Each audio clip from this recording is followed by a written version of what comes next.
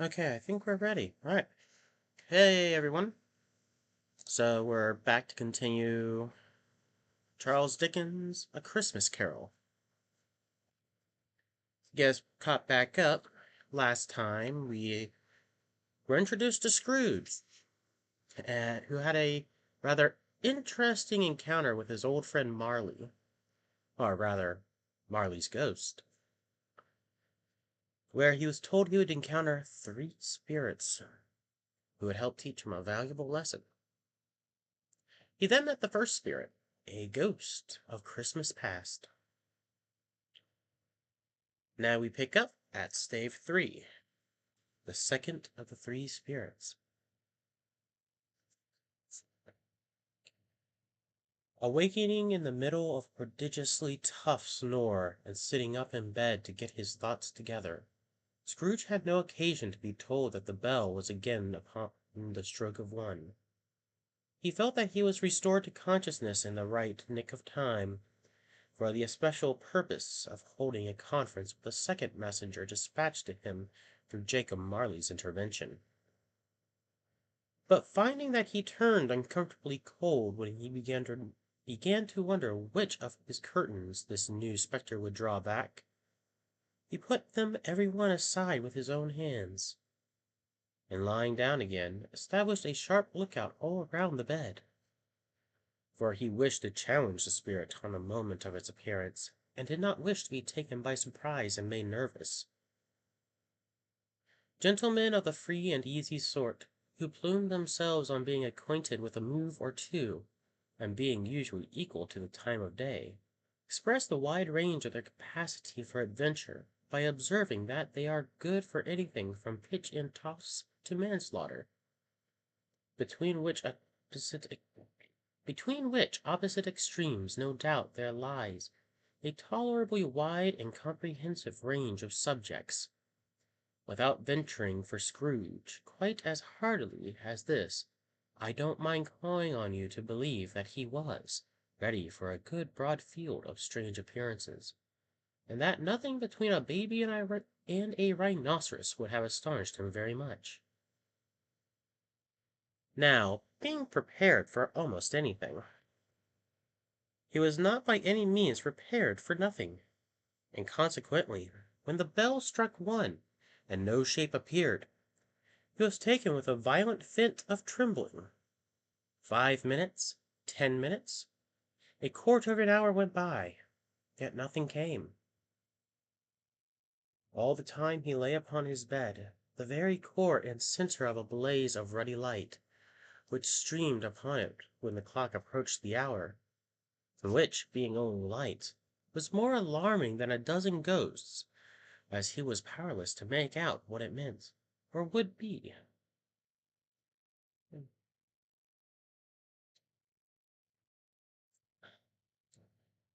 What it meant or would be at, and was sometimes apprehensive that he might be, at that very moment, an interesting case of spontaneous combustion, without having the consolation of knowing it.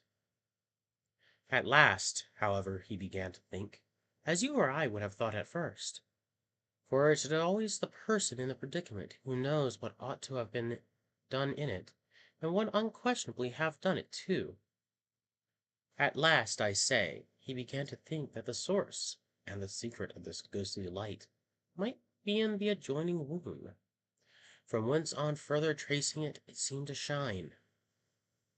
This idea, taking full possession of his mind, he got up softly and shuffled in his slippers to the door. The moment Scrooge's hand was on the lock, a strange voice called him by his name, and bade him enter. He obeyed. It was his own room, there was no doubt about that, but it had undergone a surprising transformation. The walls and ceiling were so hung with living green that it looked like a perfect grove, from every part of which bright gleaming berries glistened. The crisp leaves of holly, mistletoe, and ivy reflected back the light, as if so many little mirrors had been scattered there, and such a mighty blaze went roaring up the chimney as that dull petrification of a hearth had never known in Scrooge's time, or in Marley's, or for many and many a winter season gone, heaped upon the floor to form a kind of throne, were turkey, geese, game, poultry, brawn, great joints of meat, suckling pigs, long wreaths of sausage, mint pies, plum puddings, barrels of oysters, red-hot chestnuts, cherry-cheeked apples, juicy oranges, luscious pears, immense twelfth cakes, and seething bowls of punch that made the chamber dim with their delicious steam.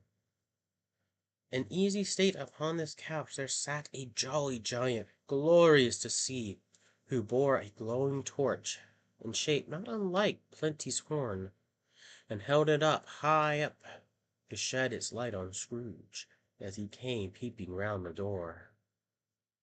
"Come in!" exclaimed the ghost. "Come in, and know me better, man."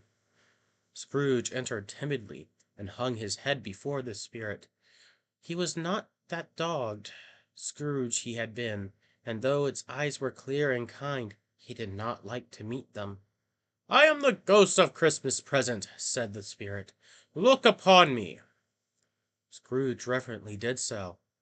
It was clothed in one simple deep green robe or mantle, bordered with white fur. The garment hung so loosely on the figure that its capacious bright breast was bare, as if disdained to be warded or concealed by any artifice.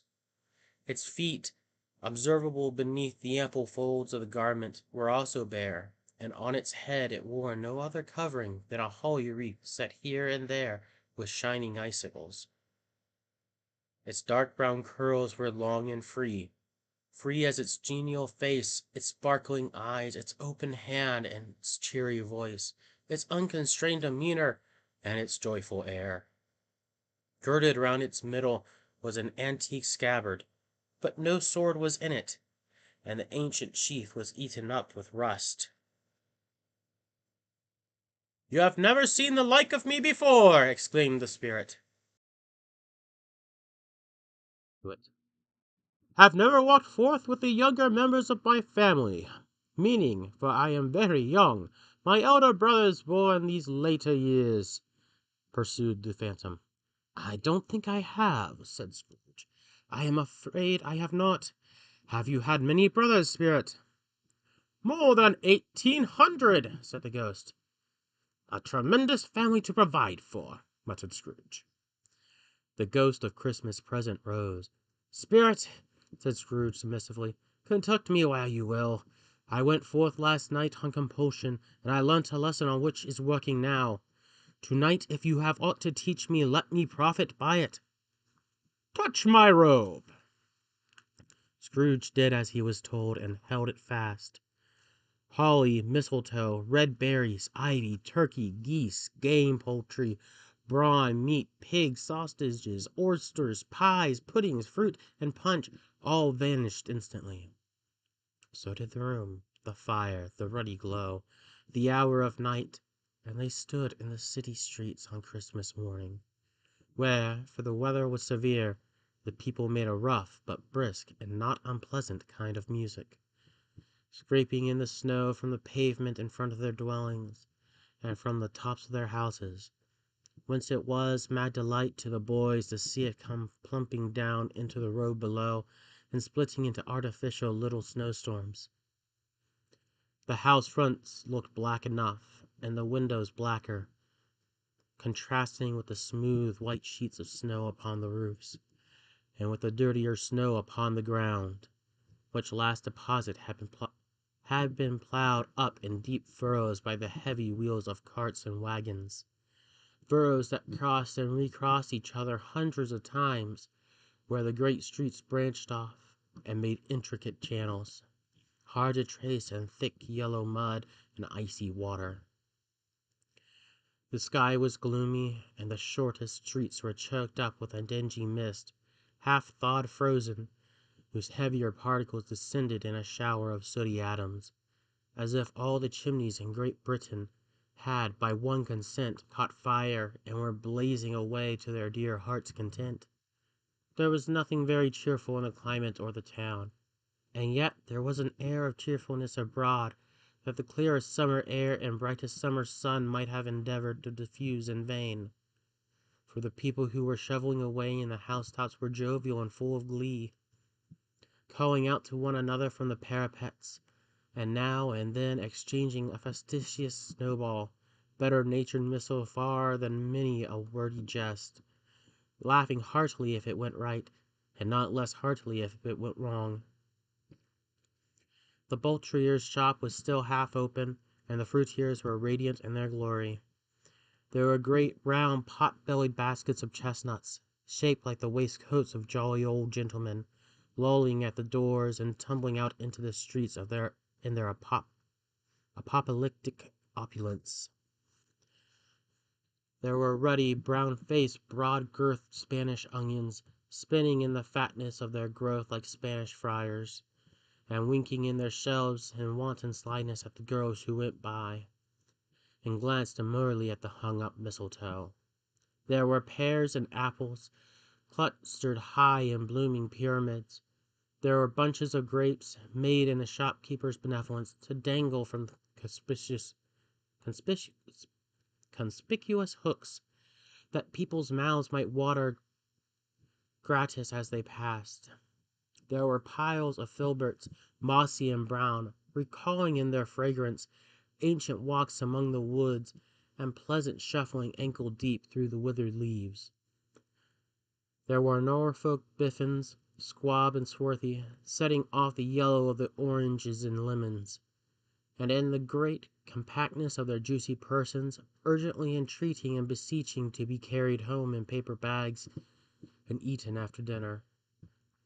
The very gold and silver fish, set forth among these choice fruits in a bowl, though members of a dull and stagnant-blooded race, appeared to know that there was something going on, and, to a fish, went gasping round and round their little world in slow, passionless excitement. The grocers, oh, the grocers, nearly closed with perhaps 2 shutters down or 1, but through those gaps of glimpses, it was not alone that the scales descended on the counter made a merry sound, or that the twine and roller parted company so briskly, or that the canisters that rattled up and down like jiggling trucks, or even that the blended scents of tea and coffee were so grateful to the nose, or even that the raisins were so plentiful and rare, the almonds so extremely white, and the sticks of cinnamon so long and straight, the other spices so delicious, the candied fruit so caked and spotted with molten sugar as to make the coldest lookers-on feel faint and subsequently bilious. Nor was it that the figs were moist and plumpy, or that the French plums blushed with modest tartness from their high decorated boxes, or that everything was good to eat and in its Christmas dress. But the customers were all so hurried and so eager in the hopeful promise of the day that they tumbled up against each other at the door, crashing their wicker baskets wildly, and left their purchases upon the counter, and came running back to fetch them, and committed hundreds of the little mistakes in the best humor possible, while the grocer and his people were so frank and fresh that the polished hearts with which they fastened their aprons behind might have been their own, worn outside for general inspection, and for Christmas dolls to peck at if they chose.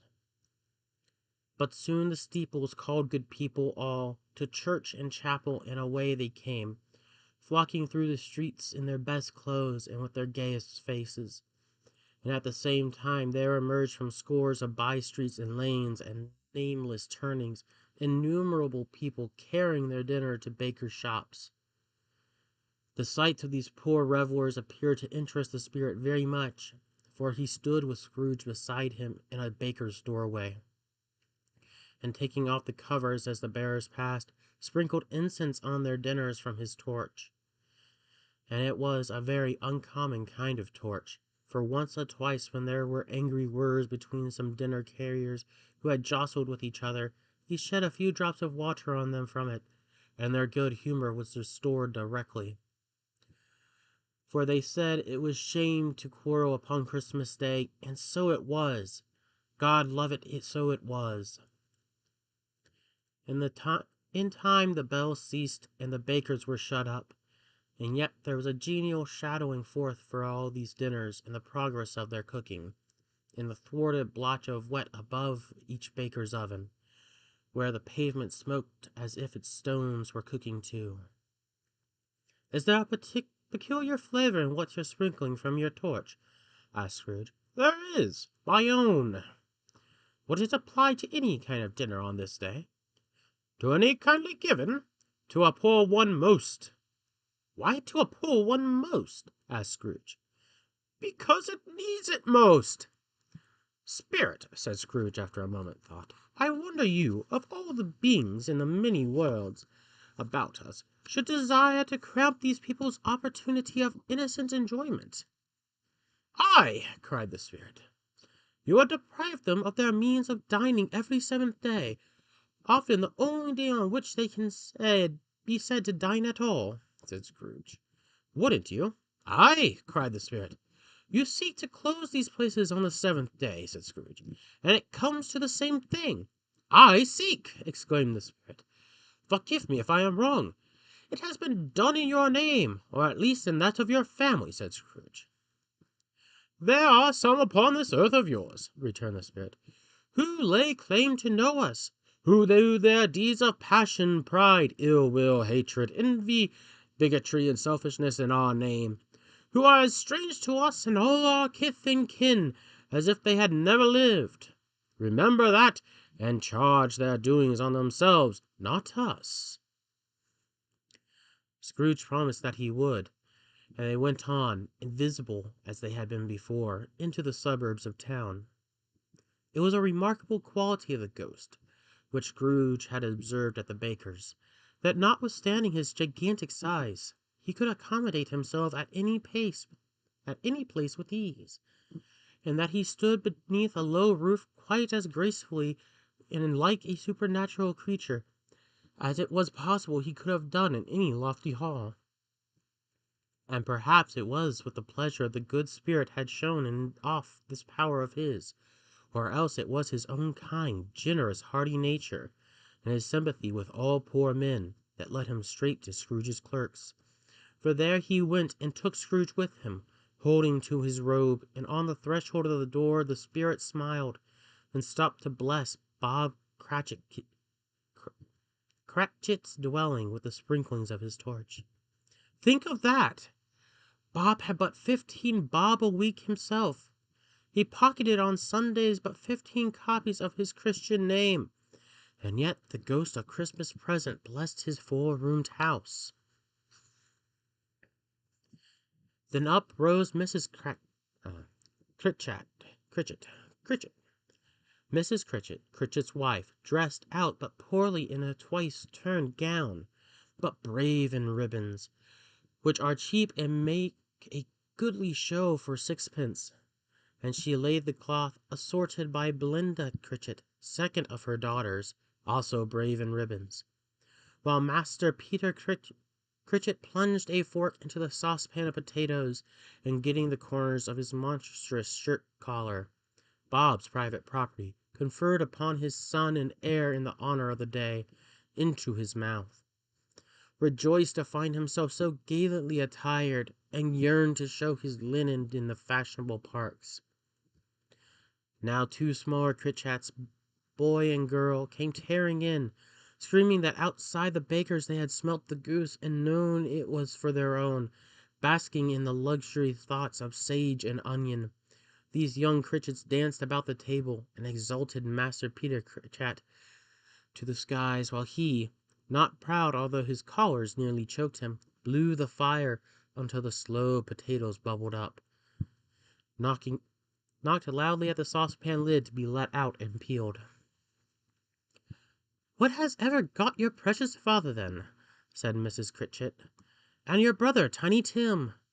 And Martha weren't as late last Christmas Day by half an hour." "Here's Martha, mother," said a girl, appearing as she spoke. "Here's Martha, mother," cried the 2 young Critchits. "Hurrah! There is such a goose, Martha." "Why, bless your hearts alive, my dear, how late are you?" said Mrs. Critchit. kissing her a dozen times, and taking off her shawl and bonnet for her with officious zeal. "We had a deal of work to finish up last night," replied the girl, "and had to clear away this morning, mother." "Well, never mind, so long as you are come," said Miss Critchit. "Sit ye down before the fire, my dear, and have warm. Lord bless thee!"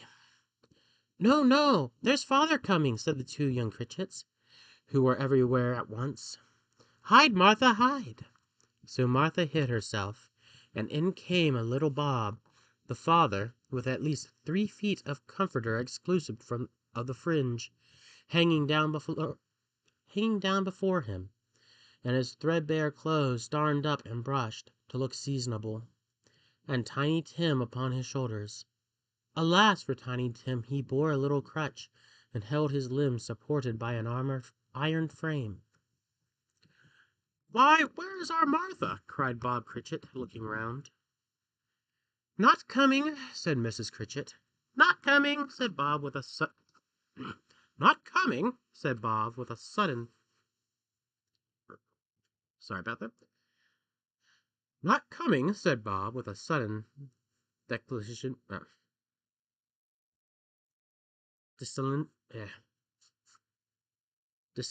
Desolation in his spirits, for he had been Tim's blood horse all the way from the church, and had come home rampant.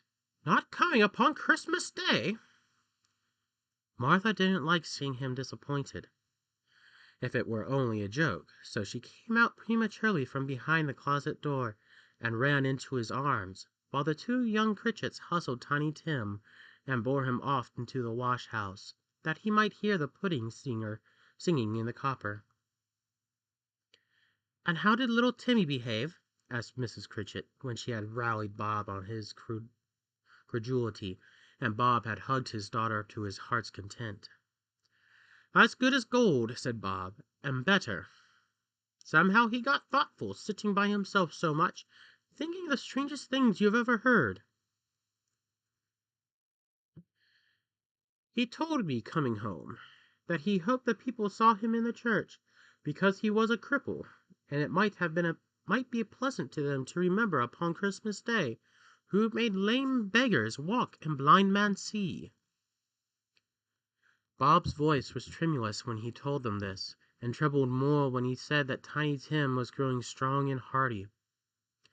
His active little crutch was heard upon the floor, and back came Tiny Tim before another word was spoken, escorted by his brother and sister to his stool beside the fire.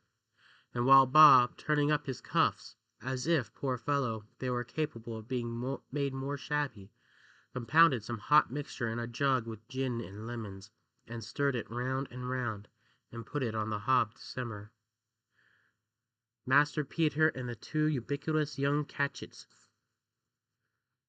went to fetch the goose, with which they soon returned in high procession. Such a bustling ensued that you might have thought a goose of the rarest of all birds, a feathered phenomenon to which a black swan was a matter of course. And in truth it was something very like it in the house. Mrs. Critchit made the gravy, ready beforehand in a little saucepan, hissing hot. Master Peter mashed the potatoes with incredible vigor. Miss Belinda sweetened up the apple-sauce. Martha dusted the hot plates.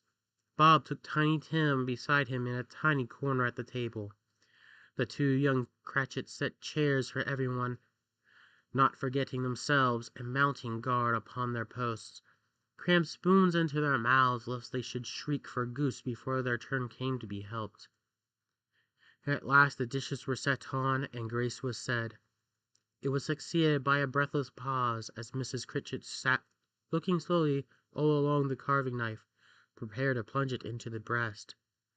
But when she did, and when the long-expected gush of steam issued forth, one murmur of delight arose all around the board, and even Tiny Tim, excited by the two young Critchits, beat on the table with the handle of his knife, and feebly cried, "Hurrah!" There was never such a goose. Bob said he didn't believe there ever was such a goose cooked. Its tenderness and flavor, size and cheapness, were the themes of universal admiration. Eked out by the applesauce and mashed potatoes, it was sufficient dinner for the whole family. Indeed, Mrs. Critchett said with great delight, surveying one small atom of a bone upon the dish, they hadn't ate it all at last. Yet every one had had enough, and the youngest Critchetts in particular were steeping in sage and onion to the eyebrows. But now, the plates being changed by Miss Belinda, Mrs. Critchett left the room alone, too nervous to bear witness, to taking the pudding up and bringing it in. Suppose it should not be enough. Suppose it should break in turning out. Suppose somebody should have got over the wall of the backyard and stolen it, while they were merry with the goose. A supposition at which the two young Critchetts became livid. All sorts of horrors were supposed. Hala! A great deal of steam. The pudding was out of the copper. A smell like a washing day. That was the cloth. A smell like an eating house, and a pastry cook's next door to each other, with a laundress next door to that. That was the pudding. In half a minute Mrs. Critchett entered, flushed but smiling proudly, with the pudding like speckled cannonball, so hard and firm, blazing in half a quartern of ignited brandy, and bedlit with Christmas holly stuck into the top. "Oh, a wonderful pudding," Bob Critchett said, and calmly too, that he regarded it as the greatest success achieved by Mrs. Critchett since their marriage. Mrs. Critchett said that now the weight was off her mind, she would confess she had had her doubts about the quantity of flour. Everybody had something to say about it, but nobody said or thought it was at all a small pudding for a large family. It would have been flat heresy to do so. Any Critchett would have blushed to hint at such a thing.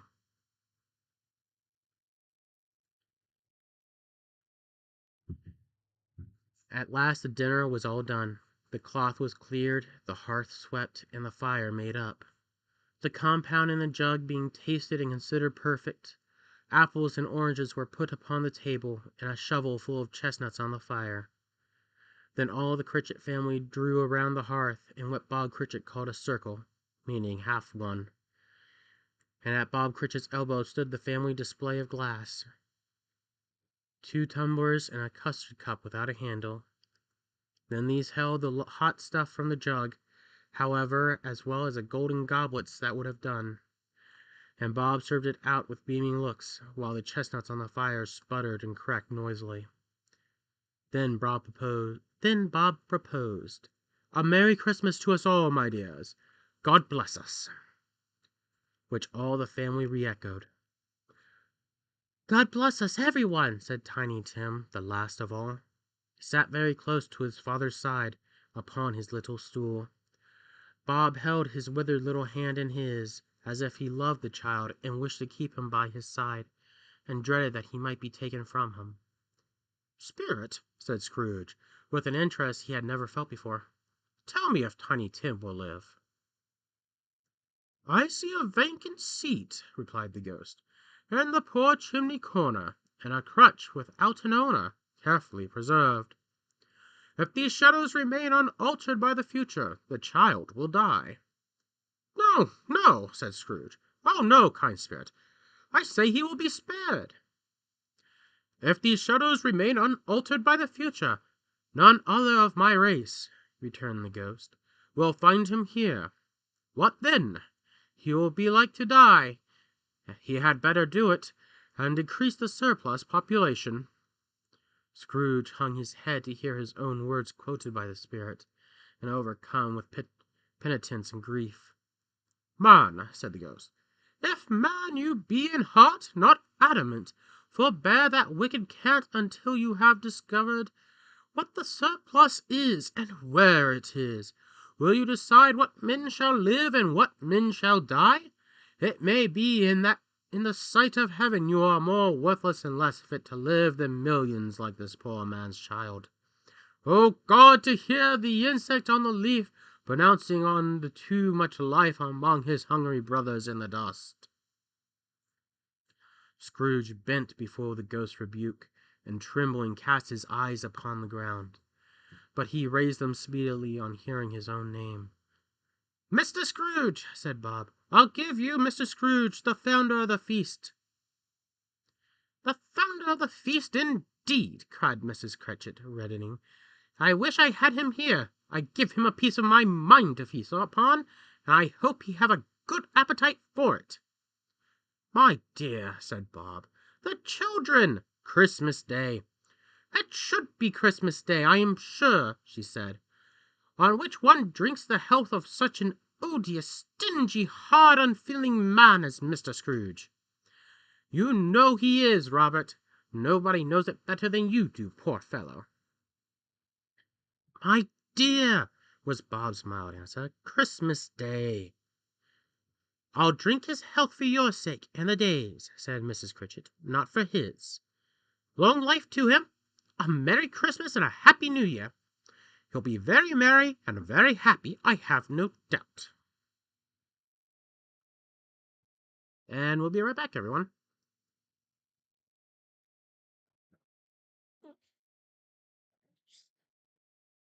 All right. It's Cratchit.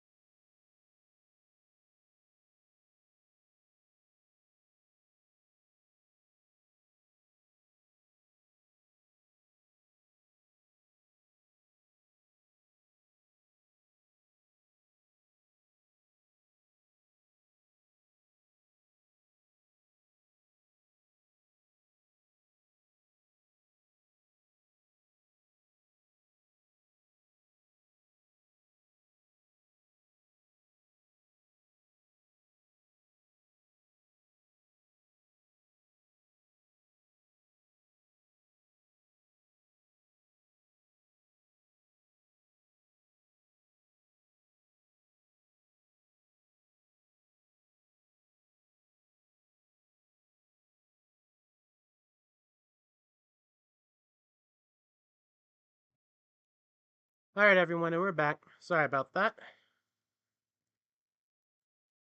The children drank. Really? Okay, this is what we're doing now. Okay. Oh.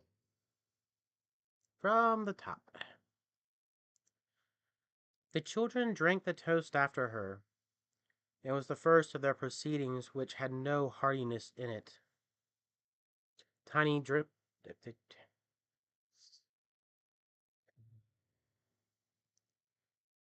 Tiny Tim drank it last of all, but he didn't care twopence for it. Scrooge was the ogre of the family. The mention of his name cast a dark shadow on the party, which was not dispelled for full 5 minutes. After it had passed away, they were 10 times merrier than before, from the merry relief of Scrooge the Baleful being done with. Bob Cratchit told them how he had a situation in his eye for Master Peter, which would bring in, if obtained, full 5 and 6 pence weekly. The two young Cratchits laughed tremendously at the idea of Peter's being a man of business, and Peter himself looked thoughtfully at the fire from between his collars, as if he were deliberating what particular investments he should favor when he comes into the receipt of that bewildering income.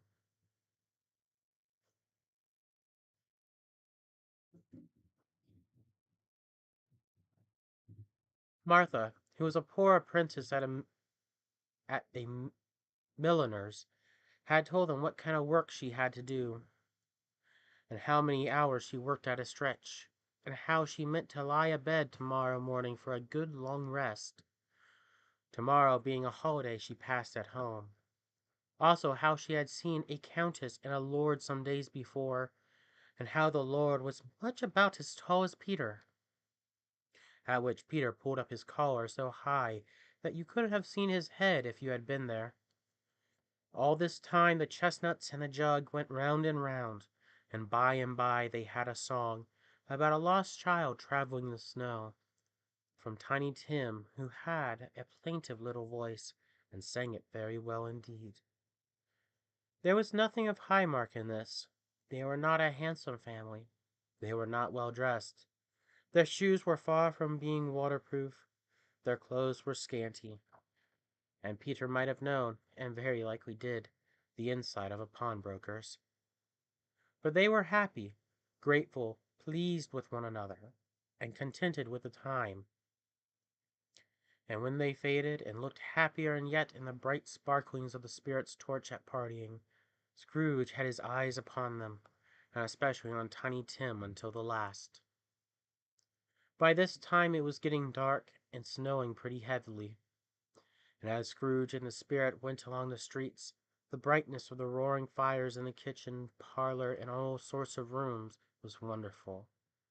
Here the flickering of the blaze showed preparations for a cozy dinner, with hot plates baking through and through before the fire, and deep red curtains ready to be drawn to shut out cold and darkness.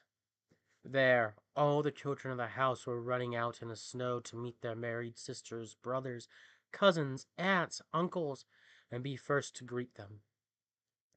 Here again were shadows on the window, blind of guests assembling, and there were a group of handsome girls, all hooded and fur-booted, and all chattering at once, tripped lightly off to some near neighbor's house, where, woe upon the single man who saw them enter, artful witches, well, they knew it in a glow. But if you had judged from the number of people on their way to friendly gatherings, you might have thought that no one was at home to give them welcome when they got there, instead of every house expecting company, and piling up its fires half chimney high. Blessing on it, how the ghost exulted, how it bared its breadth of breast, and opened its capacious palm, and floated on, outpouring with a generous hand its bright and harmless mirth on everything within its reach. The very lamplighter, who ran on before, dotted the dusky street with specks of light, and who was dressed to spend the evening somewhere, laughed out loudly as the spirit passed, though little kenned the lamplighter that he had any company but Christmas. And now, without a word of warning from the ghost, they stood upon a bleak and desert moor, where monstrous masses of rude stones were cast about, as though it were the burial place of giants. And waters. Hold on one second, everyone. My cat's getting at the eggnog.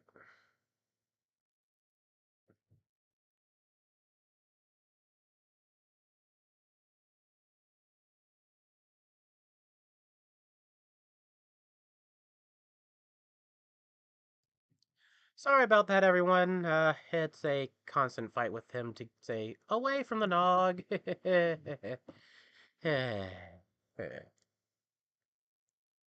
Anyhow, back to the story. Where were we?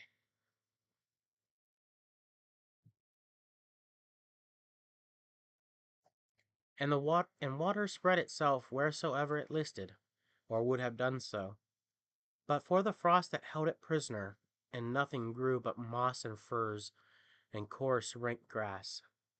Down in the west the setting sun had left a streak of fiery red, which glared upon the desolation in an instant, like a sullen eye, and frowning lower, lower, lower yet, was lost in the thick gloom of darkest night.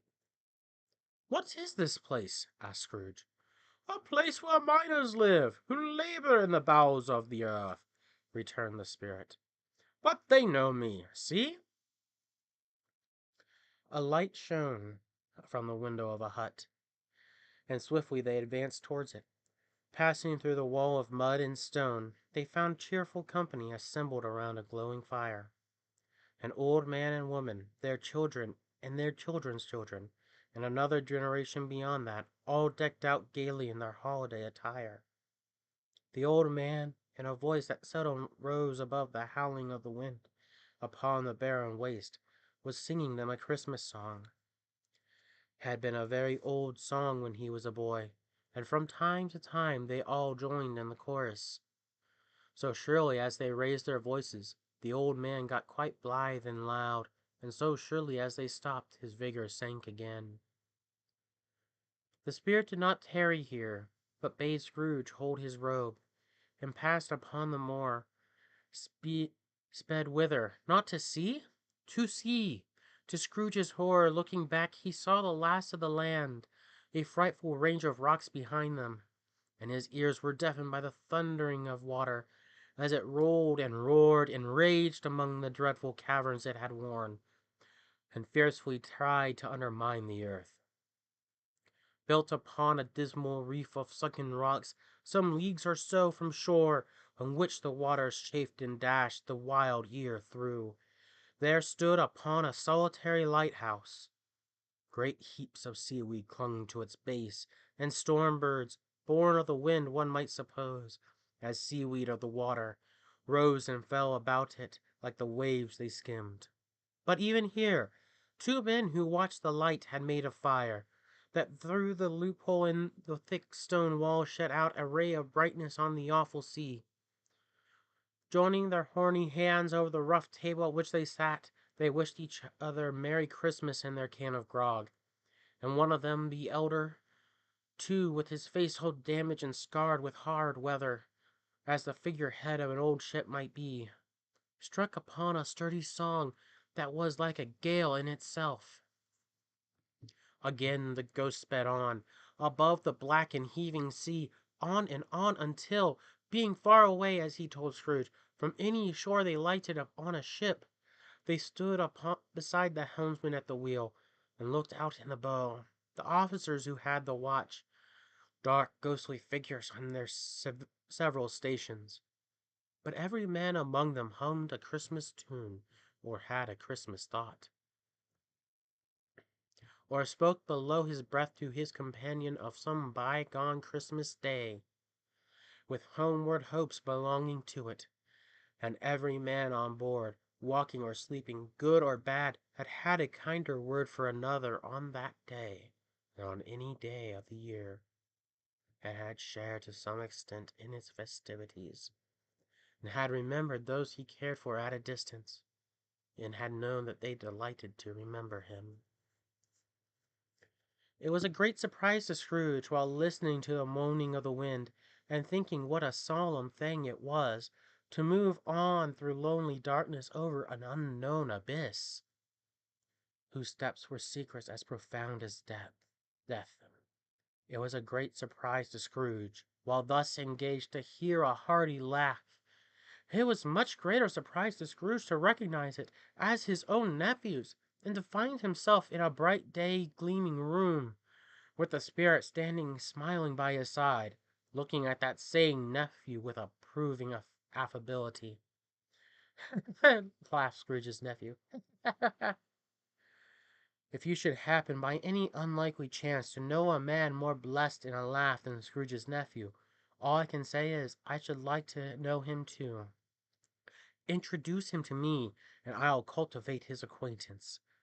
It is a fair, even-handed, noble adjustment to things, that while there is an affection in disease and sorrow, there is nothing in the world so irresistibly contagious as laughter and good humor. When Scrooge's nephew laughed in this way, holding his sides and rolling his head and twisting his face in the most extravagant contortions, Scrooge's niece, by marriage, laughed as heartily as he, and their assembled friends, being not a bit behindhand, roared out lustily, "Ha ha ha ha ha ha ha! He said that Christmas was a humbug, as I live!" cried Scrooge's nephew. "He believed it too!" "More shame for him, Fred!" said Scrooge's nephew indignantly. "Bless those women! They never do anything by halves. They are always in earnest." She was very pretty, exceedingly pretty, with a dimpled, surprised-looking, capital face, a ripe little mouth that seemed made to be kissed, as no doubt it was. All kinds of good little dots about her chin that melted into one another when she laughed, and the sunniest pair of eyes you ever saw in any little creature's head. Although she was what you would have called provoking, you know, but satisfactory too. Oh, perfectly satisfactory. "He is a comical old fellow," said Scrooge's nephew. "That's the truth, and not so pleasant as he might be. However, his offenses carry their own punishment. I have nothing to say against him." "I'm sure he's very rich, Fred," and Scrooge's niece. "At least you always tell me so." "What of that, my dear?" said Scrooge's nephew. "His wealth is of no use to him. He don't do any good with it. He don't make himself comfortable with it. He hasn't the satisfaction of thinking, ha ha ha, that he is ever going to benefit us with it." "I have no patience with him," observed Scrooge's niece. Scrooge's niece's sisters and all the other ladies expressed the same opinion. "Oh, I have," said Scrooge's nephew. "I am sorry for him. I couldn't be angry with him if I tried. Who suffers by his ill whims? Himself, always. Here he takes it into his head to dislike us, and he won't come and dine with us. What's the consequence? He don't lose much of a dinner." "Indeed, I think he loses a very good dinner," interrupted Scrooge's niece. Everybody else said the same, and they must be allowed to have been competent judges, because they had just had dinner, and with the dessert upon the table, were clustered around the fire by lamplight. "Well, I am very glad to hear it," said Scrooge's nephew, "because I haven't any great faith in these young housekeepers. What do you say, Topper?" Topper had clearly got his eye upon one of Scrooge's niece's sisters, for he answered that a bachelor was a wretched outcast, who had no right to express an opinion on the subject. Whereat Scrooge's niece's sister, the plump one with the lace tucker, not the one with the roses, blushed. "Do go on, Fred," said Scrooge's niece, clapping her hands. "He never finishes what he begins to say. He is such a ridiculous fellow." Scrooge's nephew revelled in another laugh, and as it was impossible to keep the infection off, though the plump sister tried hard to do it with aromatic vinegar, his example was unanimously followed. "I was only going to say," said Scrooge's nephew, "that the consequences of his taking a dislike to us, and not making merry with us, is, as I think, that he loses some pleasant moments, and can do him no harm. I am sure he loses pleasant companions that he can find in his own thoughts, either in his mouldy old office or his dusty chambers. I mean to give him the same chance every year, whether he likes it or not. For I pity him. He may rail at Christmas till he dies, but he can't help thinking better of it. I defy him, if he finds me going there in good temper, year after year, and saying, 'Uncle Scrooge, how are you?' if it only puts him in the vein to leave his poor clerk £50. That's something. And I think I shook him yesterday." It was their turn to laugh now, at the notion of him shaking Scrooge.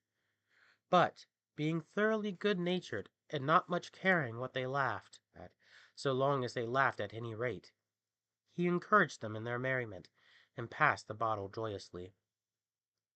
After tea they had some music, for they were a musical family, and knew what they were about when they sung a glee or catch, I can assure you, especially Topper, who could growl away in the bass like a good one, and never swelled the large veins in his forehead or get red in the face over it.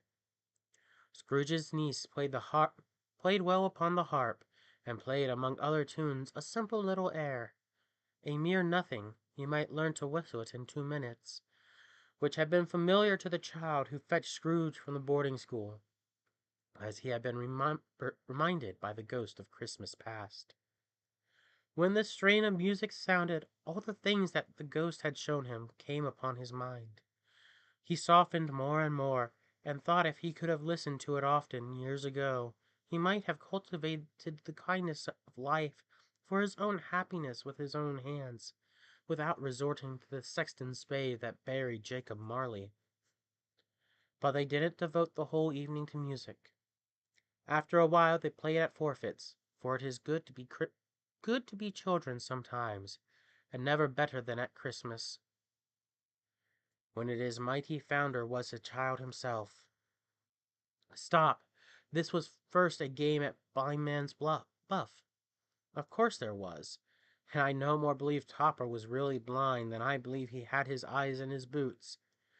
My opinion is that it was a done thing between him and Scrooge's nephew, and that the ghost of Christmas present knew it.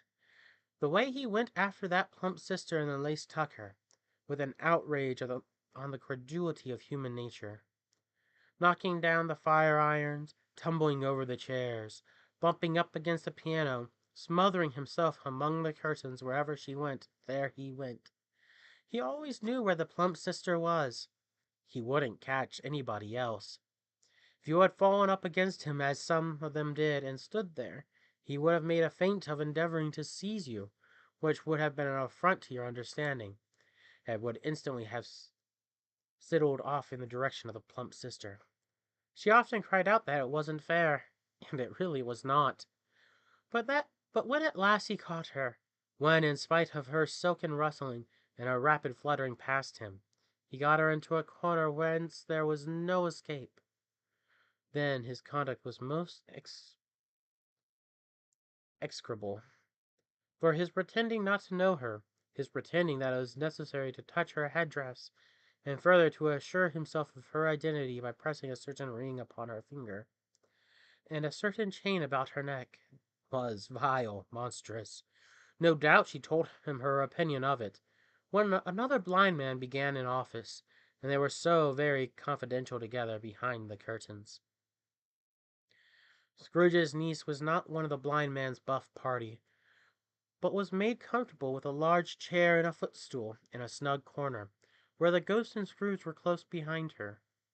But she joined in the forfeits, and loved her love to admiration with all the letters of the alphabet. Like at the game of How, When, and Where, she was very great, and to the secret joy of Scrooge's nephew, beat her sisters hollow. Though they were sharp girls too, as Topper could have told you. There might have been 20 people there, young and old, but they all played, and so did Scrooge, for wholly forgetting in the interest that he had in what was going on, that his voice made no sound in their ears, sometimes came out with his guess quite loud, and very often guessed right too. For the sharpest needle, best Whitechapel, warranted not to cut in the eye, was not sharper than Scrooge, blunt as he took it in his head to be. The ghost was greatly pleased to find him in this mood, and looked upon him with such favor that he begged like a boy to be allowed to stay until the guest departed. But this, the spirit said, could not be done. "Here is a new game," said Scrooge. "1 half-hour, spirit, only one." It was a game called Yes and No, where Scrooge's nephew had to think of something, and the rest must find out what. He only answering to their questions yes or no, as the case was. The brisk fire of questioning to which he was exposed elicited from him that he was thinking of an animal, a live animal, rather a disagreeable animal, a savage animal, an animal that growled and grunted sometimes, and talked sometimes, and lived in London, and walked down the streets, and wasn't made a show of, and wasn't led by anybody, and didn't live in a menagerie, and was never killed in a market, It was not a horse, or an ass, or a cow, or a bull, or a tiger, or a dog, or a pig, or a cat, or a bear. At every fresh question that was put to him, the nephew burst into a fresh roar of laughter, and was so inexpressibly tickled that he was obliged to get up off the sofa and stamp. At last the plump sister, falling into a similar state, cried out, "I have found it out! I know what it is, Fred! I know what it is!" "What is it?" cried Fred. "It's your uncle, Scrooge!" Which it certainly was. Admiration was the universal sentiment, though some objected that the reply to "Is it a bear?" ought to have been "Yes," inasmuch as an answer in the negative was sufficient to divert their thoughts from Mr. Scrooge, supposing they had ever had any tendency that way. "He has given us plenty of merriment, I am sure," said Fred. "It would be ungrateful not to drink his health. Here is a glass of mulled wine ready to our hand at the moment. And I say, Uncle Scrooge!" "Well, Uncle Scrooge!" they cried. "A Merry Christmas and a Happy New Year to the old man, whatever he is," said Scrooge's nephew.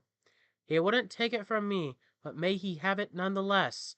Uncle Scrooge!" Uncle Scrooge had imperceptibly become so gay and light of heart that he would have pledged the unconscious company in return, and thanked them in an inaudible speech, if the ghost had given him time. But the whole scene passed off in the breath of last words spoken by his nephew, and he and the spirits were again upon their travels. Much they saw, and far they went, and many homes they visited, but always with a happy end.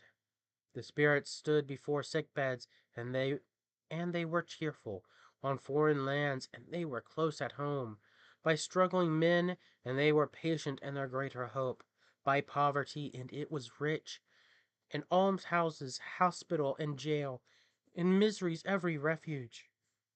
Where vain man in his little brief authority had not made fast the door and barred the spirit out, he left his blessing and taught Scrooge his precepts. It was a long night, if it were only a night, but Scrooge had had his doubts of this, because the Christmas holiday appeared to be condensed into the space of time they passed together. It was strange, too, that while Scrooge remained unaltered in his outward form, the ghost grew older, clearly older. Scrooge had observed this change, but never spoke of it, until they left the children's 12th night party, when, looking at the spirit as they stood together in an open place, he noticed that its hair was gray. "Are spirits' lives so short?" asked Scrooge. "My life upon this globe is very brief," replied the ghost. "It ends tonight." "Tonight!" cried Scrooge. "Tonight at midnight. Hark! The time is drawing near." The chimes were ringing 3/4 past 11 at the moment.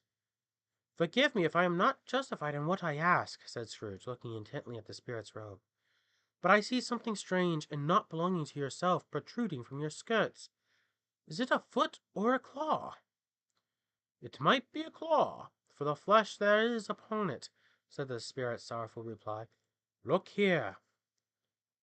From the foldings of its robe it brought 2 children, wretched, abject, frightful, hideous, miserable. They knelt down at its feet and clung upon the outside of its garment. "Oh, man, look here! Look down here!" exclaimed the ghost. They were a boy and girl, yellow, meager, ragged, scowling, wolfish, but prostrate too in their humility.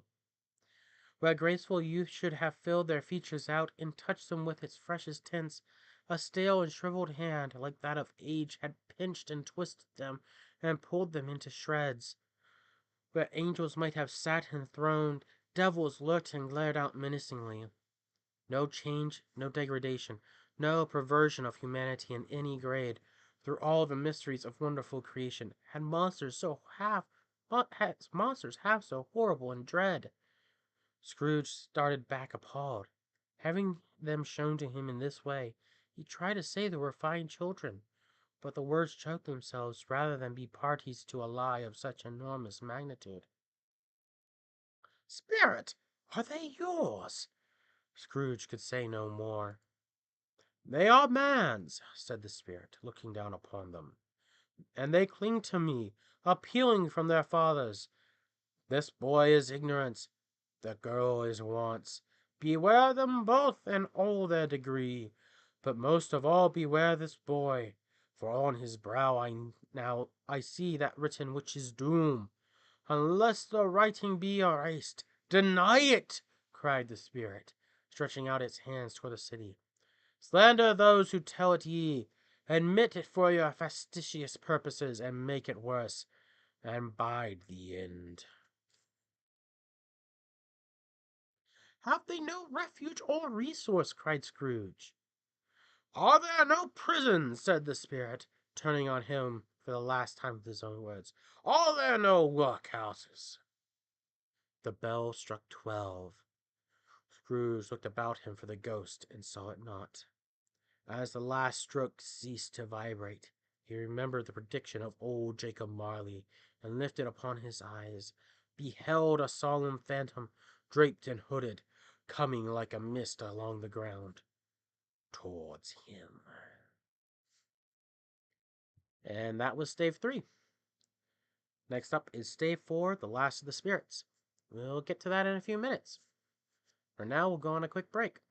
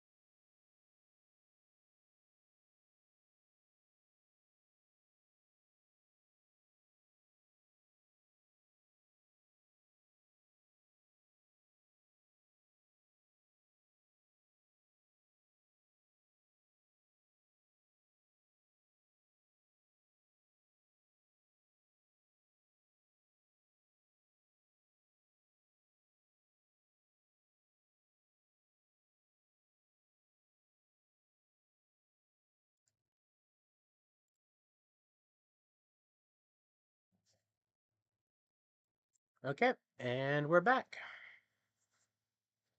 Stave 4, The Last of the Spirits.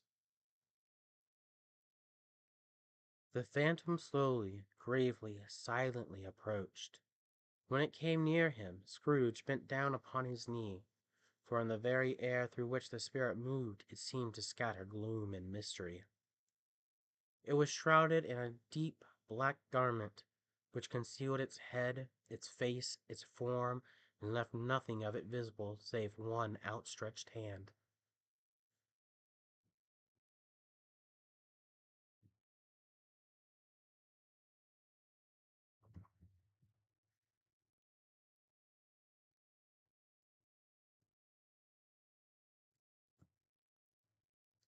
But for this it would have been difficult to detach its figure from the night and separate it from the darkness by which it was surrounded.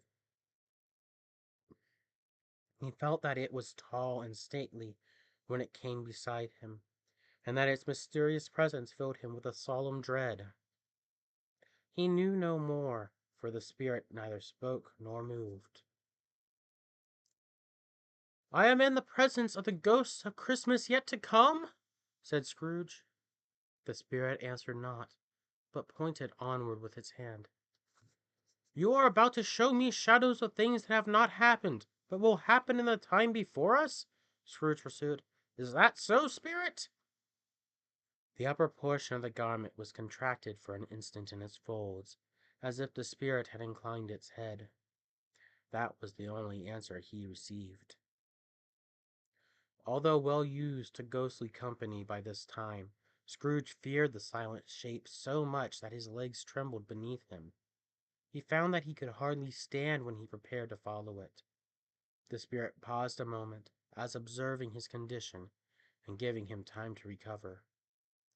But Scrooge was all the worse for this. It thrilled him with a vague, uncertain horror, to know that behind the dusky shroud there were ghostly eyes intently fixed upon him, while he, though he stretched his own to the utmost, could see nothing but a spectral hand and one great heap of black. "Ghost of the future!" he exclaimed, "I fear you more than any spectre I have seen. But as I know your purpose is to do me good, and as I hope to live to be another man from what I was, I am prepared to bear your company, and do it with a thankful heart. Will you not speak to me?" It gave him no reply. The hand was pointed straight before them. "Lead on," said Scrooge. "Lead on. The night is waning fast, and it is precious time to me, I know. Lead on, spirit." The phantom moved away as it had come towards him. Scrooge followed in the shadow of its dress, which bore him up, he thought, and carried him along. They scarcely seemed to enter the city, for the city rather seemed to spring up about them and encompass them of its own act. But there they were in the heart of it, on 'change among the merchants, who hurried up and down, and chinked the money in their pockets, and conversed in groups, and looked at their watches, and thrifted thoughtfully with their great gold seals, and so forth, as Scrooge had seen them often. The spirit stopped beside one little knot of businessmen. Observing that the hand was pointed to them, Scrooge advanced to listen to their talk. "No," said a great fat man with a monstrous chin, "I don't know much about it either way. I only know he's dead." "When did he die?" inquired another. "Last night, I believe." "Why, what was the matter with him?" asked a third, taking a vast quantity of snuff out of a very large snuff-box. "I thought he'd never die." "God knows," said the first with a yawn. "What has he done with his money?" asked a red-faced gentleman with a pungulous excrescence on the end of his nose that shook like the gills of a turkey-cock. "I haven't heard," said the man with the large chin, yawning again. "Left it to his company, perhaps. He hasn't left it to me, that's all I know." This pleasantry was received with a general laugh. "It's likely to be a very cheap funeral," said the same speaker, "for upon my life I don't know of anybody to go to it. Suppose we make up a party and volunteer?" "I don't mind going if lunch is provided," observed the man with the excrescence on his nose. "But I must be fed if I make one." Another laugh. "Well, I am the most disinterested among you after all," said the first speaker. "For I never wear black gloves, and I never eat lunch. But I'll offer to go if anybody else will. When I come to think of it, I'm not at all sure that I wasn't his most particular friend, for we used to stop and speak whenever we met. Bye-bye." Speakers and listeners strolled away and mixed with other groups. Scrooge knew the men, and looked towards the spirit for an explanation. The phantom glided on into a street. Its finger pointed to two persons meeting. Scrooge listened again, thinking that the explanation might lie here. He knew these men also, perfectly. They were men of business, very wealthy and of great importance. He had made a point of always standing well in their esteem, in a business point of view, that is, strictly in a business point of view. "How are you?" said one. "How are you?" returned the other. "Well," said the first, "Old Scratch has got his own at last, hey?" "So I'm told," returned the second. "Cold, isn't it?" "Seasonable for Christmas time. You're not a skiter, I suppose?" No, no, something else to think of. Good morning. Not another word. That was their meeting, their conversation, and their parting. Scrooge was at first inclined to be surprised that the spirit would attach importance to conversations apparently so trivial, but feeling assured that they must have some hidden purpose, he set himself to consider what it was likely to be. They could scarcely be supposed to have any bearing on the death of Jacob, his old partner, for that was past, and this ghost providence was the future. Nor could he think of anyone immediately connected with himself to whom he could apply them. But nothing doubting that to whomsoever they applied, that they had some latent moral of their own improvement, he resolved to treasure upon every word he heard, and everything he saw, and especially to observe the shadow of himself when it appeared. For he had an expectation that the conduct of his future self would give him the clue he missed, and it would render the solution of these riddles easy. He looked about it in the very place of his own image, but another man stood in his accustomed corner, and though the clock pointed to his usual time of day for being there, he saw no likeness of himself among the multitudes that poured in through the porch. It gave him little surprise, however, for he had been revolving in his mind a change in life, and thought and hoped he saw his new-born resolutions carried out in this. Quiet and dark, beside him stood the phantom, with its outstretched hand. When he roused himself from his thoughtful quest, he fancied, from the turn of the hand, and its situation in reference to himself, that the unseen eyes were looking at him keenly. It made him shudder, and feel very cold. They left the busy scene and went into an obscure part of town, where Scrooge had never penetrated before, although he recognized its situation and its bad repute. There, the ways were foul and narrow, the shops and houses wretched, the people half naked, drunken, slipshod, and ugly. Alleys and archways, like so many cesspools, disgorged their offences of smell and dirt and life upon the straggling streets, and the whole quarter reeked with crime, with filth and misery. Far in this den of infamous resort, there was a low-browed beetling shop below a penthouse roof, where iron, old rags, bones, and greasy offal were bought. Upon the floor within were piled up heaps of rusty coins, rusty keys, nails, chains, hinges, files, scales, weights, and refuse iron of all kinds. Secrets that few would like to scrutinize were bred and hidden among the mountains of unseemly rags, masses of corrupted fat, and sepulchres of bones. Sitting in among the wares he dealt in, by a charcoal stove made of old bricks, was a gray-haired rascal, nearly 70 years of age, who had screened himself from the cold air without by a frowsy curtaining of miscellaneous tatters hung upon a line, and smoked his pipe in all the luxury of calm retirement. Scrooge and the Phantom came into the presence of this man, just as a woman with a heavy bundle slunk into the shop. But she had scarcely entered when another woman, similarly laden, came in too, and she was closely followed by a man in faded black, who was no less startled by the sight of them than they had been upon the recognition of each other. After a short period of blank astonishment, in which the old man with the pipe had joined them, they all three burst into a laugh. Let the charwoman alone to be the first, cried she who had entered first. Let the laundress alone to be the second, and let the undertaker's man alone to be the third.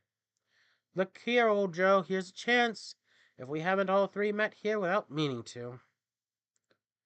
You couldn't have met at a better place, said old Joe, removing his pipe from his mouth. Come into the parlor. You were made free of it long ago, you know, and the other two aren't strangers. Stop till I shut the door of the shop. Ah, how it shrieks.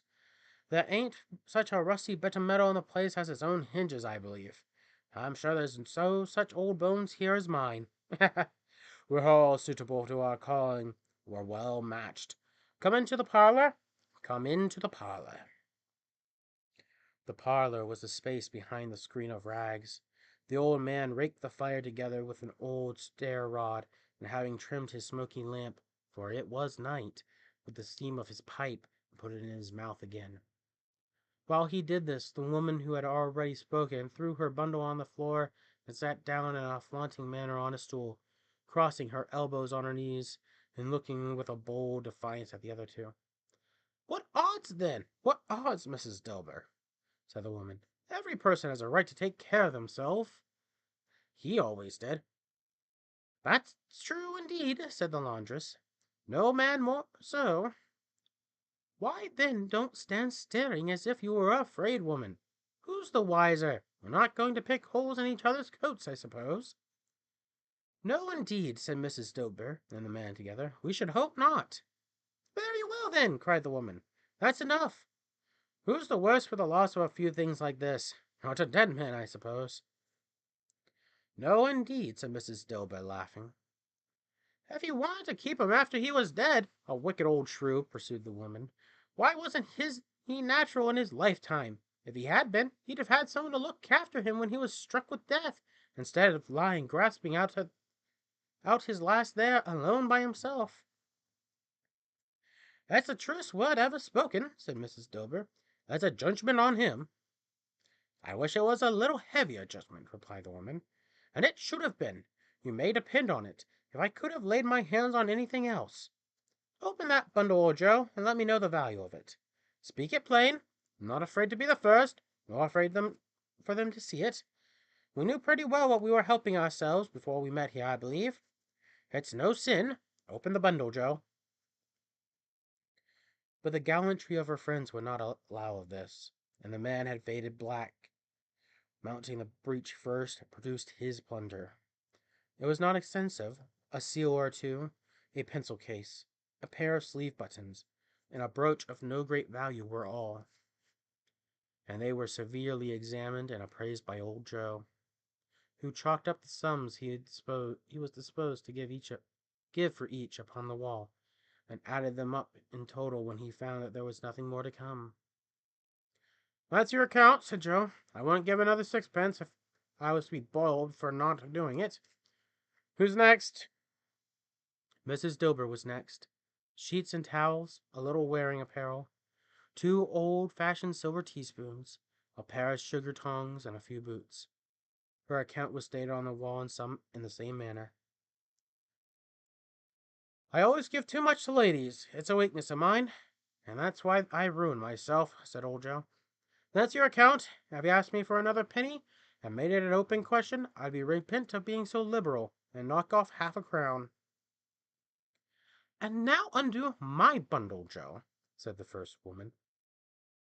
Joe went down on his knees for the greater convenience of opening it, and having unfastened a great many knots, dragged out a large, heavy roll of some dark stuff. "What do you call this?" said Joe. "Bed curtains?" "Ah!" returned the woman, laughing and leaning forward on her crossed arms. "Curtains? You don't mean to say you took 'em down, rings and all, with him laying there?" "Yes, I do," replied the woman. "Why not?" "You were born to make your fortune," said Joe, "and you'll certainly do it. I certainly shan't hold my hand when I can get anything in it by reaching it out, for the sake of such a man as he was, I promise you, Joe," returned the woman coolly. "Don't drop that oil upon the blankets now." "His blankets?" asked Joe. "Whose else do you think?" replied the woman. "He isn't likely to take cold without 'em, I dare say." "I hope he didn't die of anything catching, eh?" said old Joe, stopping in his work and looking up. "Don't you be afraid of that," returned the woman. "I ain't so fond of his company that I'd loiter about him for such things if he did. Ah, you may look through that shirt till your eyes ache, but you won't find a hole in it, nor a threadbare place. It's the best he had, and a fine one too. They'd have wasted it if it hadn't been for me." "What do you call wasting of it?" "Put it on him to be buried in, to be sure," replied the woman with a laugh. "Somebody was fool enough to do it, but I took it off again. If calico ain't good enough for such purposes, it ain't good enough for anything. It's quite as becoming to be to the body. Can't look uglier than he did in that one. Scrooge listened to this dialogue in horror. As they sat grouped about their spoil, in the scanty light afforded by the old man's lamp, he viewed them with detestation and disgust, which could hardly have been greater, though they had been obscene demons marketing the corpse itself. Laughed the same woman, when old Joe produced a flannel bag with money in it, told out the several gains upon the ground. This is the end of it, you see. He frightened everyone away from him when he was alive, to profit us when he was dead.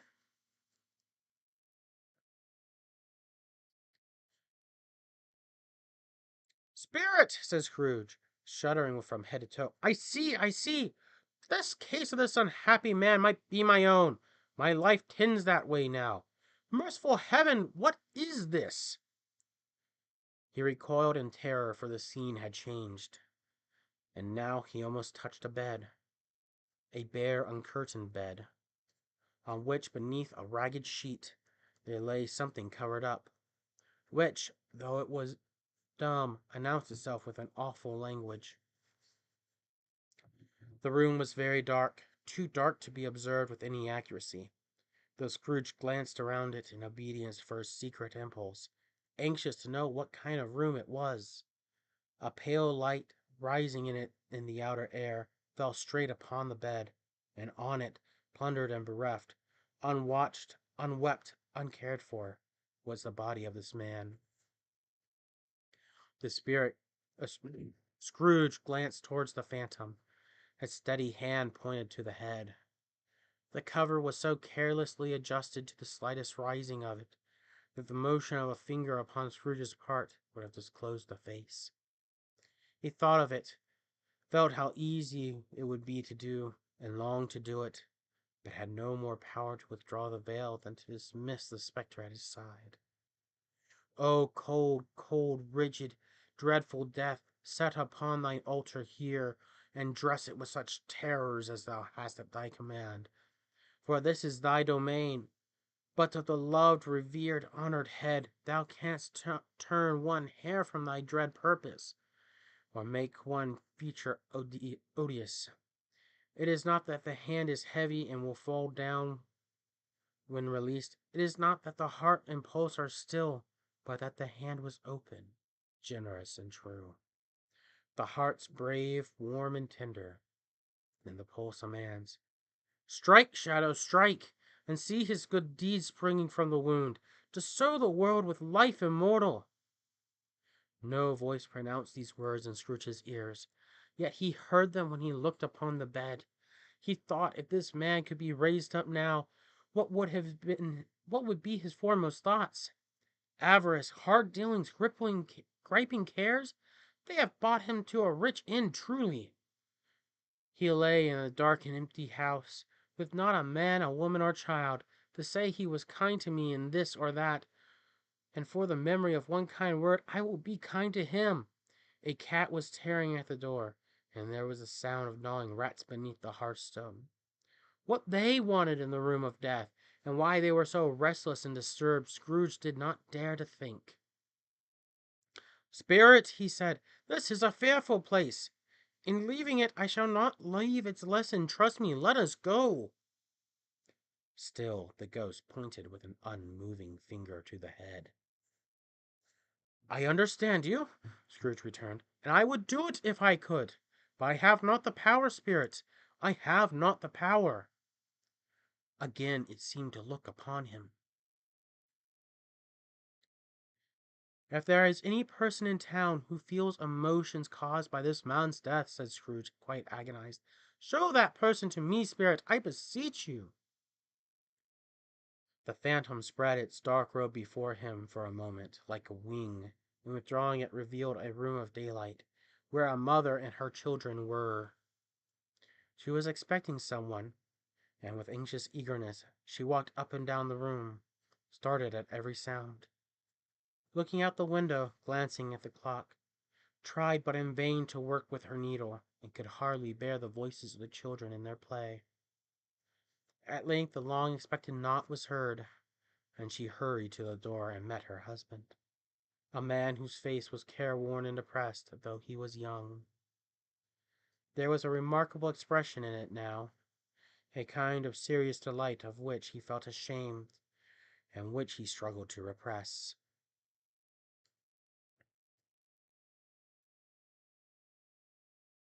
He sat down at the dinner table. He sat down to the dinner that had been hoarding for him by the fire, and when she asked him faintly what news, which was not until after a long silence, he appeared embarrassed how to answer. "Is it good," she said, "or bad?" to help him. "Bad," he answered. "Are we quite ruined?" "No, there is hope yet, Caroline." "If he relents," she said, amazed. "There is. Nothing is past hope. Such a miracle has happened." "He is past relenting," said her husband. "He is dead."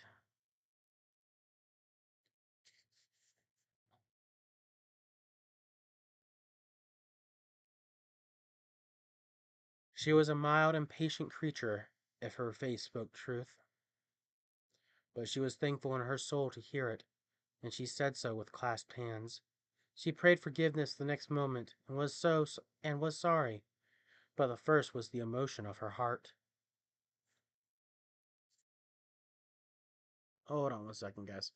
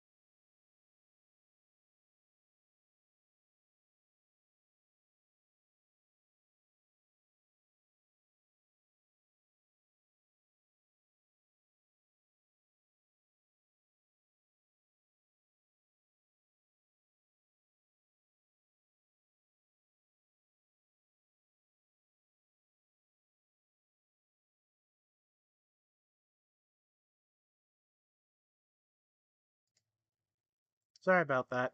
Had a low power warning. All right, everything's all plugged in, and we can get back to it. Where were we?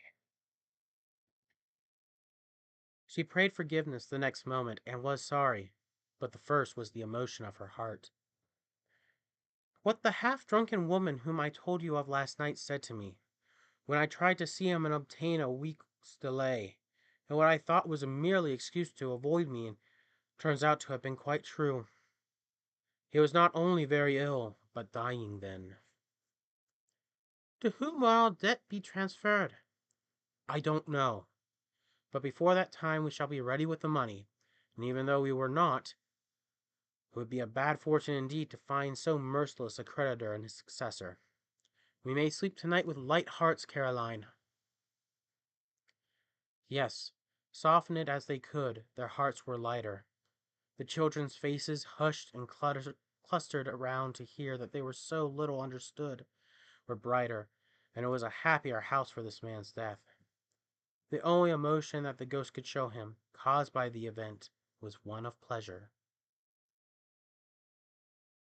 "Let me see some tenderness connected with a death," said Scrooge. "Well, that dark chamber spirit which we left just now will be forever present to me." The ghost conducted him through several streets familiar to his feet, and as they went along, Scrooge looked here and there to find himself, but nowhere was he to be seen. They entered poor Bob Cratchit's house, the dwelling he had visited before, and found the mother and children seated round the fire. Quiet, very quiet. The noisy little Cratchits were as still as statues in one corner, and sat looking up at Peter, who had a book before him. The mother and her daughters were engaged in sewing, but surely they were very quiet. And he took a child and set him in the midst of them. Where had Scrooge heard those words? He had not dreamed them. The boy must have read them out as he and the spirit crossed the threshold. Why did he not go on? The mother laid her work upon the table and put her hand up to her face. "The color hurts my eyes," she said. "The color? Ah, poor Tiny Tim!" "They're better now again," said Cratchit's wife, "to make them weak by candlelight. And I wouldn't show weak eyes to your father when he comes home for the world. Must be near his time." "Past it, rather," Peter answered, shutting his book. "But I think he has walked a little slower than he used these few last evenings, Mother." They were very quiet again, and at last she said in a steady, cheerful voice, that only faltered once, "I have known him walk with Tiny Tim upon his shoulders very fast indeed." "So have I," cried Peter. "Often." "So have I," cried another. So had all. "But he was very light to carry," she resumed, intent upon her work, "and his father loved him so, that it was no trouble. No trouble. And there is your father at the door." She hurried out to meet him, and little Bob in his comforter, he had need of it, poor fellow, came in. His tea was ready for him on the hob, and they all tried should they help him to it most. Then the two young Cratchits got up upon his knees, and laid each a little cheek against his face, as if they had said, "Don't mind it, father. Don't be grieved." Was very cheerful with them, and spoke pleasantly to all the family. He looked at the work upon the table, and praised the industry and speed of Miss Cratchit and the girls. They would be done long before Sunday, he said. "Sunday? You want today, then, Robert?" said his wife. "Yes, my dear," returned Bob. "I wish you could have gone. It would have done you good to see how green a place it is. But you'll see it often. I promised him I would walk there on a Sunday." "My little child, my little child," cried Bob. "My little child." He broke down all at once. He couldn't help it. If he could have helped it, he and his children would have been farther apart perhaps than they were. He left the room, went upstairs to the rooms above, which was lighted cheerfully and hung with Christmas. There was a chair set close beside the child, and there were signs of someone having been there lately. Poor Bob sat down in it, and when he thought a little and composed himself, he kissed the little face. He reconciled what had happened, and went down again quite happy. They drew about the fire and talked, the girls and mother working still. Bob told them of the extraordinary kindness of Mr. Scrooge's nephew, whom he had scarcely seen but once, and who, meeting him in the street that day, and seeing that he looked just a little down, you know, said Bob, inquired on what had happened to distress him. "On which," said Bob, "for he is the pleasantest spoken gentleman you have ever heard. I told him, I am heartily sorry for it, Mr. Cratchit," he said, "and heartily sorry for your good wife. By the by, how he ever knew that, I don't know." "Knew what, my dear?" "Why, that you're my good wife," replied Bob. "Everybody knows that," said Peter. "Well observed, my boy," cried Bob. "I hope they do." "Heartily sorry," he said, "for your good wife. If I can be of service to you in any way," he said, giving me his card, "that's where I live. Pray come to me." "Now it wasn't," cried Bob, "for the sake of anything he might be able to do for us, so much as for his kind way, but this was quite delightful. It really seemed as if he had known our tiny Timmy, and felt with us." "I'm sure he's a good soul," said Mrs. Cratchit. "I would be sure of it, my dear," returned Bob, "if you saw and spoke to him. I shouldn't be at all surprised, mark what I say, if he got Peter a better situation." "Only hear that!" said Mrs. Cratchit. "And then," cried one of the girls, "Peter will be keeping company with someone, and setting up for himself."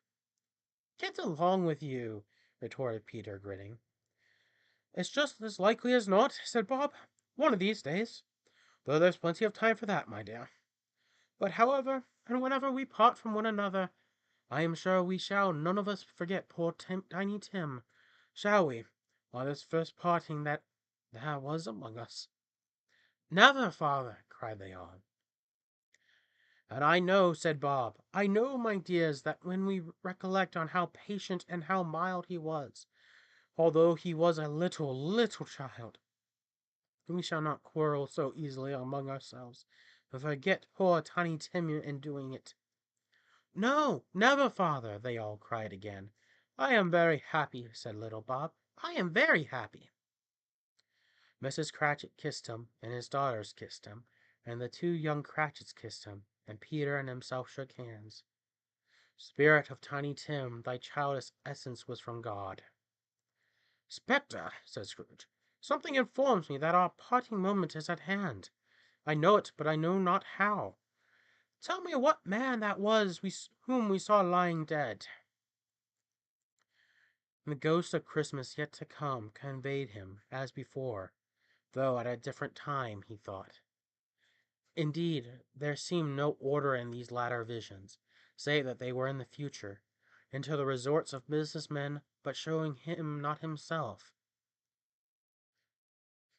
Indeed, the spirit did not stay for anything, but went straight on, as to the end just now desired, until besought by Scrooge to tarry for a moment. "This court," said Scrooge, "through which we hurry now, is where my place of occupation is, and has been for a length of time. I see the house. Let me behold what I shall be in days to come." The spirit stopped. The hand was pointed elsewhere. "The house is yonder!" Scrooge exclaimed. "Why do you point away?" Then, inexorably, the finger underwent no change. Scrooge hastened to the window of his office and looked in. It was an office still, but not his. The furniture was the same, but the figure in the chair was not himself. The phantom pointed as before. He joined it once again, and wondered why and whither he had gone, accompanying it until they reached an iron gate. He paused to look around before entering. A churchyard. Here, then, the wretched man whose game he had now to learn, lay underneath the ground. It was a worthy place, walled in by houses, overrun by grass and weed, the growth of vegetation's death, not life, choked up with too much burying, fat with repleted appetite. A worthy place. The spirit stood among the graves and pointed down to one. He advanced towards it trembling. The phantom was exactly as it had been, but he dreaded what he saw new meaning in its solemn shape. "Before I draw near to that stone to which you point," said Scrooge, "answer me one question. Are these the shadows of things that will be, or are they the shadows of things that may be only?" Still the ghost pointed downward to the grave by which it stood. "Men's courses will foreshadow certain ends, to which, if preserved in, they must lead," said Scrooge. "But if the courses be departed from, the ends will change. Say it is thus with what you show me." The spirit was immovable as ever. Scrooge crept towards it, trembling as he went, and following the finger, read upon the stone of the neglected grave his own name, Ebenezer Scrooge. "Am I that man who lay upon the bed?" he cried, upon his knees. The finger pointed from the grave to him and back again. "No, spirit! Oh, no, no!" The finger was still there. "Spirit," he cried, tightly clutching at its robes, "hear me! I am not the man I was. I will not be the man I must have been but for this intercourse. Why show me this if I am past all hope?" For the first time the hand appeared to shake. "Good spirit," he pursued, as down upon the ground he fell before it, "your nature intercedes for me and pities me. Assure me that I yet may change these shadows you have shown me by an outer life." The kind hand trembled. "I will honor Christmas in my heart, and try to keep it all the year. I will live in the past, the present, and the future. The spirits of all three shall strive within me. I shall not shut out the lessons they teach, Oh, tell me I may sponge away the writing on this stone." In his agony he caught the spectral hand.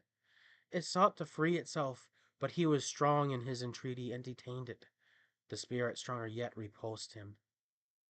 Holding upon his hand one last prayer to have his fate reversed, he saw an alteration of Phantom's hood and dress. It shrunk and collapsed and dwindled down into a bedpost. Stave 5. The end of it. Yes, and the bedpost was his own. The bed was his own. The room was his own. The best and happiest of all, the time before him was his own to make amends. "I will live in the past, the present, and the future," Scrooge repeated as he scrambled out of the bed. "The spirits of all three shall strive within me. Oh, Jacob Marley, heaven and the Christmas time be praised for this. I say it on my knees, oh Jacob, on my knees!" He was so fluttered and so glowing with his good intentions that his broken voice would scarcely answer his call. He had been sobbing violently in his conflict with the spirit, and his face was wet with tears. "They are not torn down," cried Scrooge, folding one of his bed curtains in his arms. "They are not torn down, rings and all. They are here. I am here. The shadow of things that would have been may be dispelled. They will be. I know they will." His hands were busy with his garments all this time, turning them inside out, putting them on upside down, tearing them, mislaying them, making them parties to every kind of extravagance. "I don't know what to do," cried Scrooge, laughing and crying in the same breath, making a perfect raccoon of himself with his stockings. "I am as light as a feather. I am as happy as an angel. I am as merry as a schoolboy. I am as giddy as a drunken man. A Merry Christmas to everybody. A Happy New Year to all the world. Hallo here! Whoop, hallo!" He had frisked into the sitting room and was now standing there, perfectly winded. "There's the saucepan that the gruel was in," cried Scrooge, staring off again, and going around the fireplace. "There's the door by which ghost of Jacob Marley entered.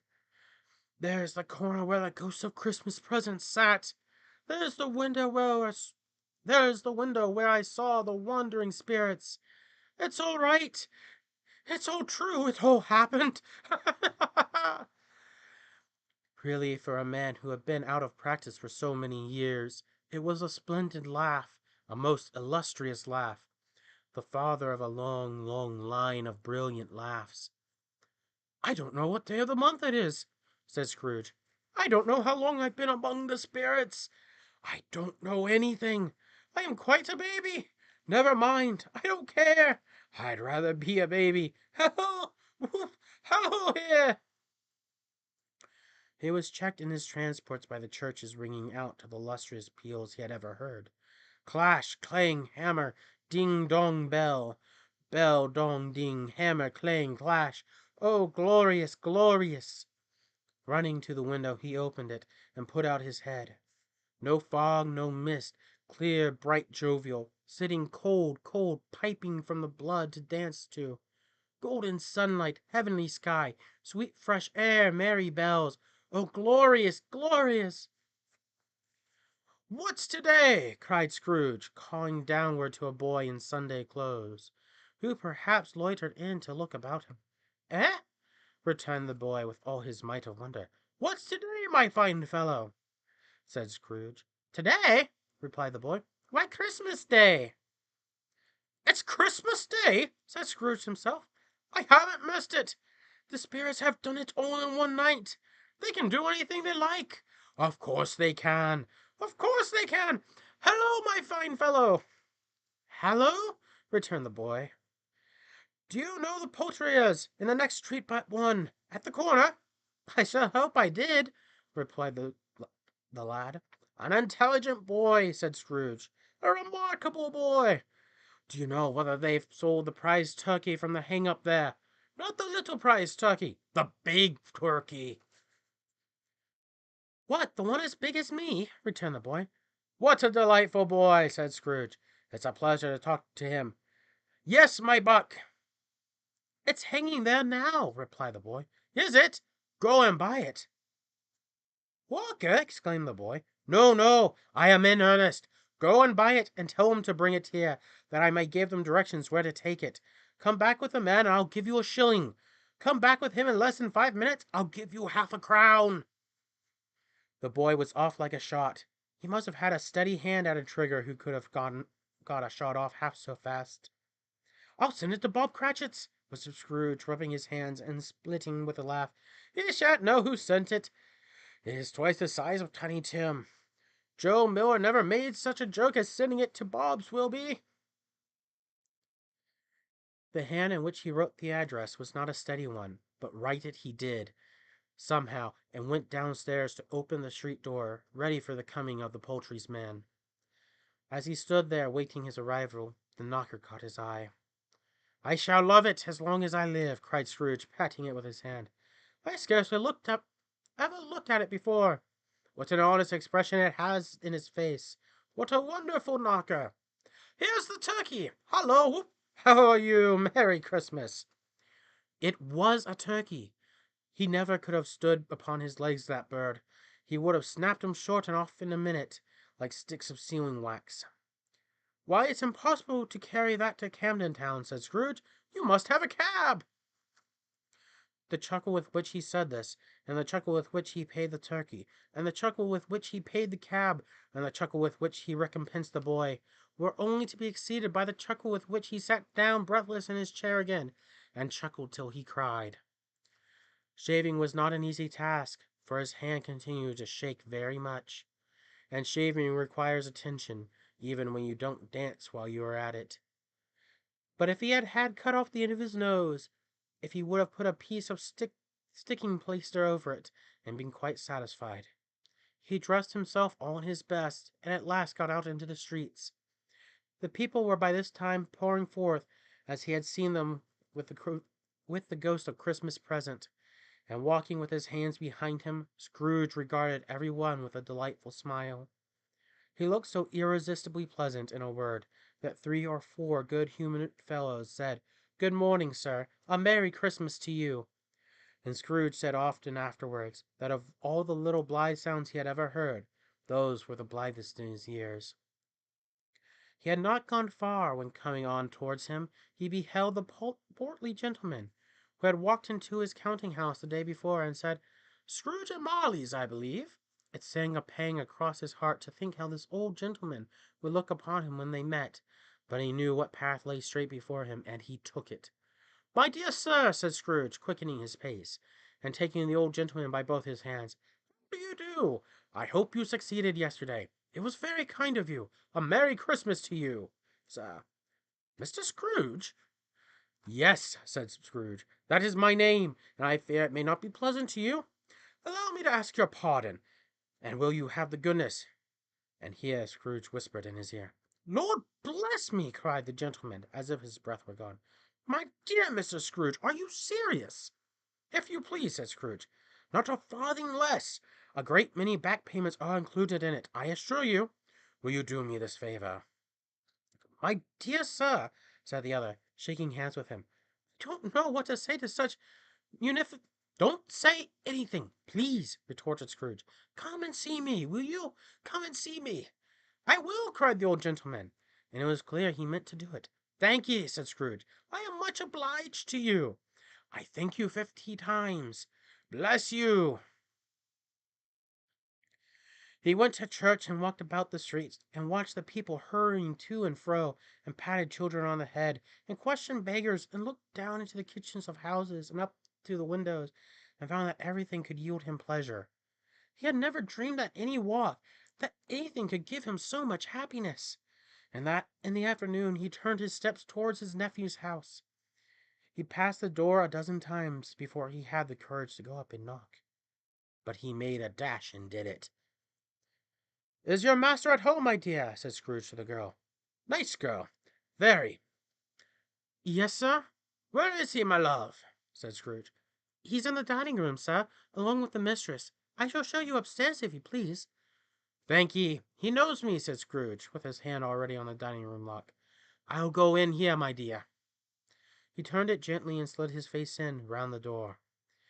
They were looking at the table, which was spread out in great array, for these young housekeepers were always nervous on such points, and like to see that everything is right. "Fred!" said Scrooge. Dear heart alive, how his niece by marriage started! Scrooge had forgotten for the moment about her sitting in the corner with the footstool, or he wouldn't have done it on any account.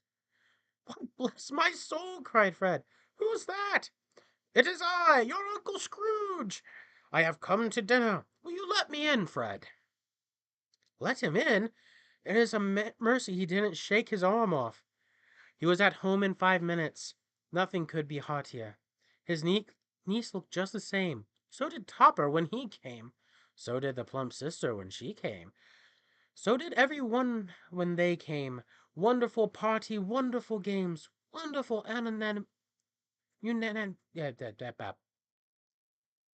Yep, that happens from time to time. Wonderful unanimity, wonderful happiness. But he was early to the office next morning. Oh, he was early there. If he could only be there first and catch Bob Cratchit coming late. That was the thing he had set his heart upon. And he did it. Yes, he did. The clock struck 9. No Bob. A quarter past. No Bob. He was a full 18 minutes and a half behind his time.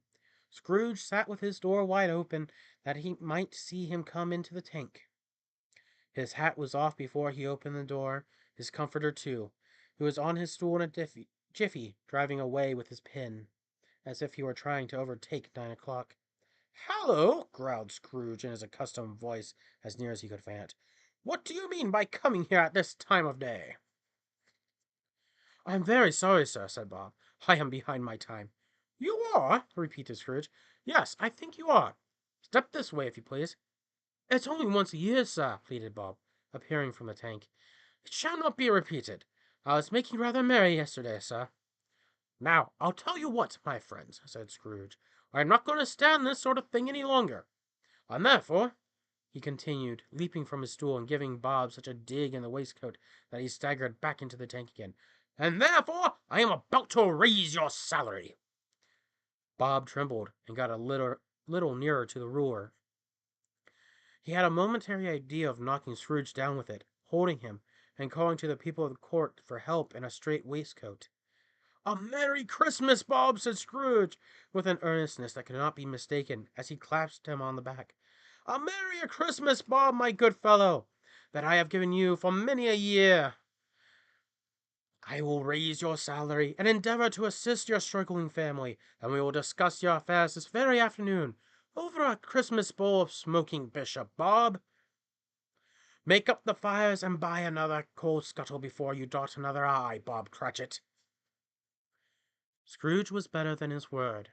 He did it all, and infinitely more. And to Tiny Tim, who did not die, he was a second father.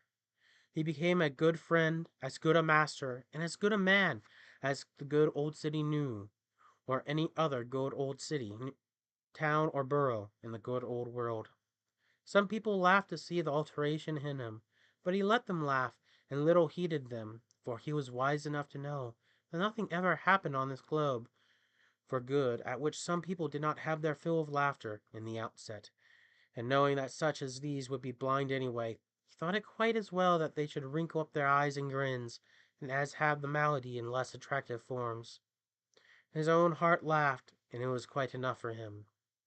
He had no further intercourse with spirits, but lived upon the total abstinence of principle, even afterwards, and it was always said of him that he knew how to keep Christmas well, if any man alive possessed the knowledge. May that be truly said of us and all of us.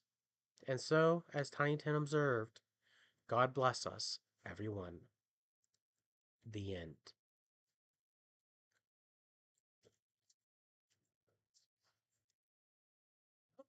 That's that for A Christmas Carol. Thank you for those who joined in, and, well, I hope you guys liked it. I guess next time we'll see what else we can do.